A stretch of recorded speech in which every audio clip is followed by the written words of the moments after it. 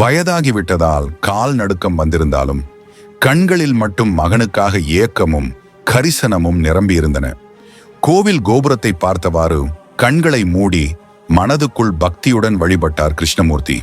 அப்பனே, முருகா, என் மகன் நல்லா இருக்கிறானா, சாப்பிட்டானா என்று கடவுளிடம் வேண்டி கண்ணீர் வடித்தார்.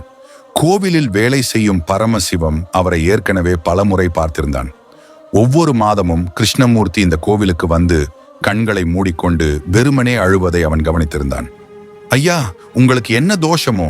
எப்போதும் வந்திருக்கும் போதும் அழுவதை காண்கிறேன். அவரது கேள்விக்கு கிருஷ்ணமூர்த்தியின் கண்களில் மேலும் தண்ணீர் பெருகியது. உடல் நடுங்கும் விதமாக நெஞ்சை அடித்துக்கொண்டே சொல்ல ஆரம்பித்தார். என் மகன், என் ஒரே மகன். அவனை வளர்க்க எனது வாழ்நாள் முழுவதும் உழைத்தேன். அவன் வேலைக்கு போகும் நாள் நான் அண்ணாந்து பார்த்தேன்.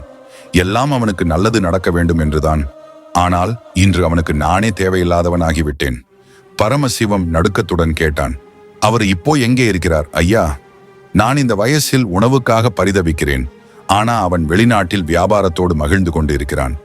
இங்கு நான் அவனை ஒரு முறை பார்க்க ஆசைப்படுகிறேன். ஆனால் அவன் ஒரு போன் கூட செய்ய மாட்டான். அவன் அம்மா இறந்த போதும் வரவில்லை.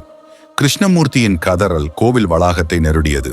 அருகே இருந்தவர்கள் அனைவரும் அமைதியாக நின்று அவருடைய சோகத்தை உணர்ந்தார்கள். தந்தையின் இதயத்திலிருந்து பிள்ளை அன்பு எதுவும் குறையாது.